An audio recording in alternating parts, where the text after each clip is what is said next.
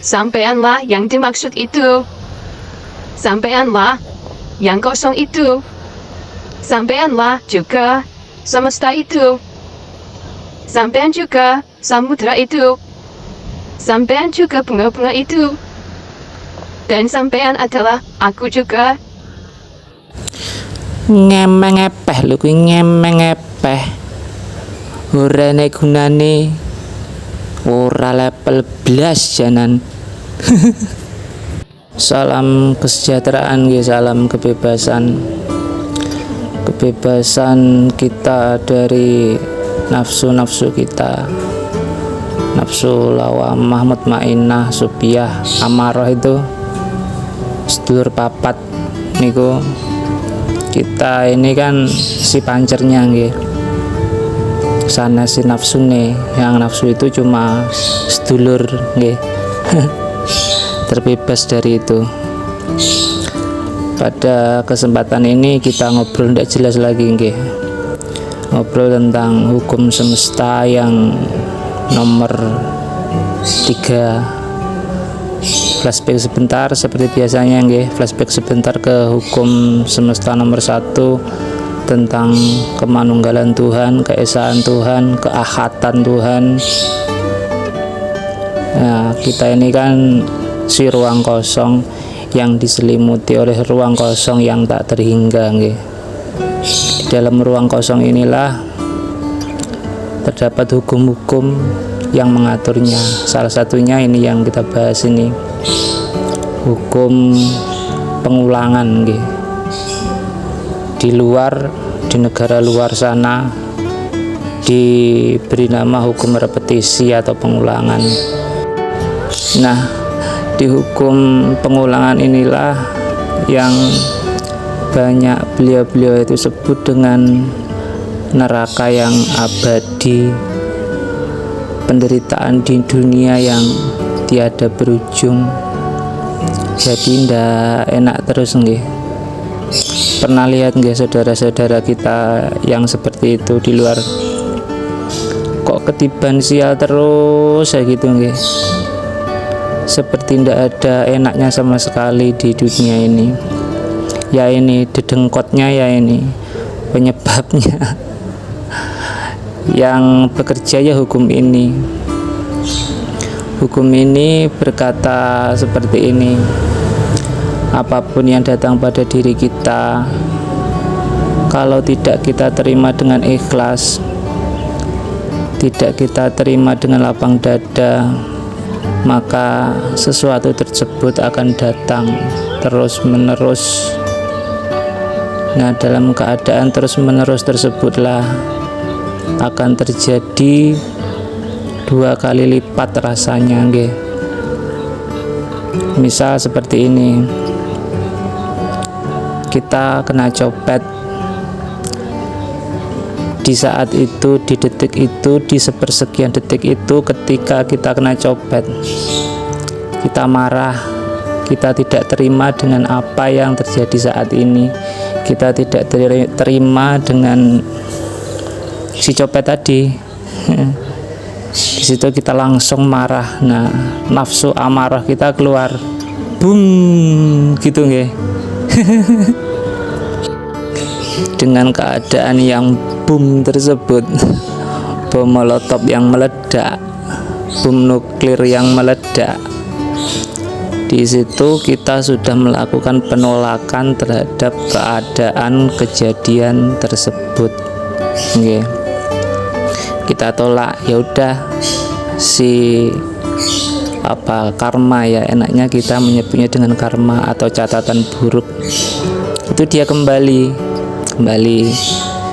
Nah, dia kembali itu kita kan boom nggih.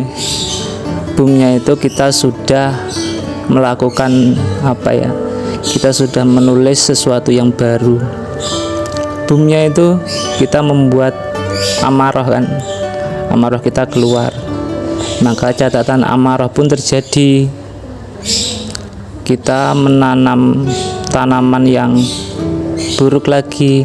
Jadi 2 kali kita melakukan penolakan, sekaligus kita membuat sebuah catatan lagi yang buruk 2 kali.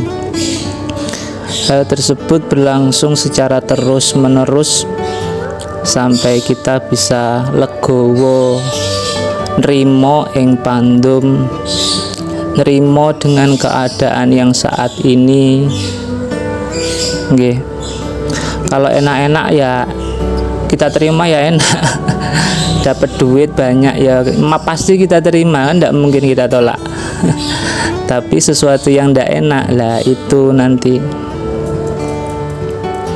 Makanya di setiap ajaran kepercayaan kita harus diajarkan dengan rimo, sabar, eling. Elingnya itu apa? Yaitu tadi seperti copet tadi. Kalau kita eling di saat itu juga kita bisa nerima, dan nafsu amarah itu pun akan lebur, tidak datang. Karena apa? Karena diawasi oleh si pancer, nggih. Si pancer itulah yang akan meredamkan amarah tersebut. Jadi satu catatan amal buruk nggih kan yang datang buruk. Satu catatan amal buruk pun sudah lebur, sudah kita terima. Dengan leburnya catatan tersebut, dengan diterimanya dengan legowo catatan tersebut, maka ya sudah selesai nggih. Kita tunggu lagi catatan yang lainnya, entah apa itu yang datang. Seperti yang kita bahas dalam obrolan yang tidak penting kemarin. Apa-apa yang datang itu adalah sebuah kebenaran. Tidak ada yang salah nggih, tidak ada. Hukum tabur tuai kemarin. Nah, hukum repetisi atau pengulangan ini berkaitan dengan tabur tuai. Seperti sebuah sudah ada tali yang mengikatnya, saling terikat. Horor nggih horor. Ya, inilah yang membuat takdir nasib kita di dunia ini. Jadi bukan Tuhan yang membuat, bukan diri si nafsu ini sendiri yang membuatnya.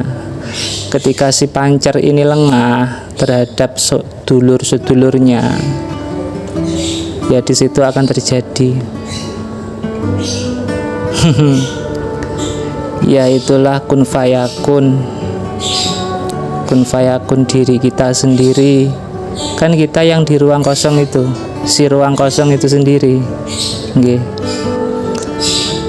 Apa-apa yang aku buat kembalinya ya pada diriku sendiri. Ketika aku menolaknya, ya itu yang jadi neraka nanti nggih. Neraka terus. Karena apa? Ya ndak terima itu tadi.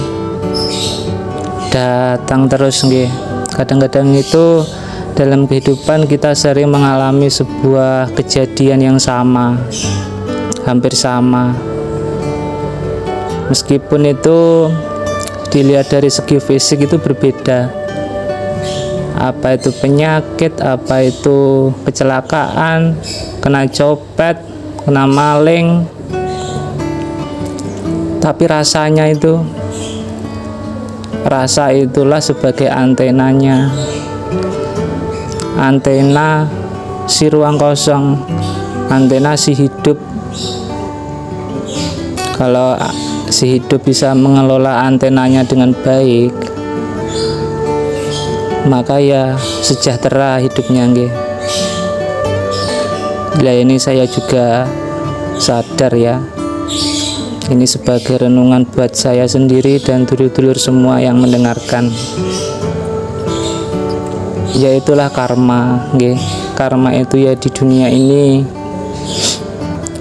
Jangan sampai kita itu melakukan penolakan supaya tidak terjadi pengulangan karma lagi. Seperti yang di depan tadi, penolakan itu kan cenderung pada sifat amarah nggih. Sedulur kita yang amarah sudah ditolak, amarah pun terkeluar nggih. Jadi nggih nanti yang muncul nggih amarah lagi, penolakan, karma yang ditambah dengan amarah. Jadi nggih double nggih. Nggak tahu ini berapa banyak lagi catatan yang harus kita terima, catatan buruk. Kalau catatan baik ya bah nggih, terserah. Malah diharap-harap itu catatan baik. Tapi dari kemarin-kemarin itu kan kita ya bisa ngira-ngira apa yang kita lakukan, dan itu pasti akan terjadi. Jadi balasan itu merupakan sebuah kasih sayang Tuhan. Nikmat dari Tuhanmu mana lagi yang kau dustakan? Tidak ada yang didustakan lagi. Entah itu sakit, musibah yang dipandang secara fisik itu buruk, ya itulah nikmat, karena kita sendiri yang menciptanya lewat hukum-hukum semesta, hukum-hukum Tuhan. Karena tidak akan terjadi baik buruk pada diri kita sendiri tanpa kita menciptanya. Cukup segini saja ya nggih untuk hukum pengulangan ini. Ya cukup disadari saja apa-apa yang datang saat ini diterima dengan legowo, sikap nerimo, sikap sabar. Dan itulah yang sebenar-benarnya sikap yang harus diambil jika ingin mulya ing donya nggih,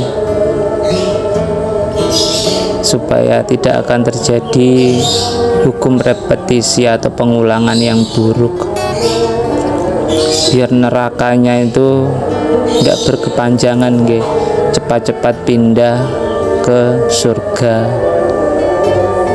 Indikatornya di rasa. Dengan kita menyadari rasa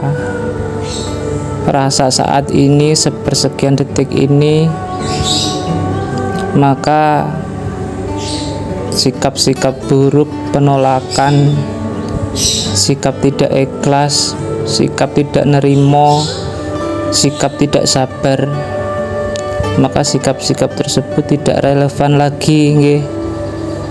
Tidak relevan. Yang relevan apa? Sabar yang tiada batas, nerimo yang tiada batas, ikhlas yang tiada batas. Di ujung-ujungnya apa? Di ujung-ujungnya adalah bisa memayu hayuning bawono, bisa menjadi khalifah di bumi jasmania nggih. Salam kesejahteraan, salam kebebasan.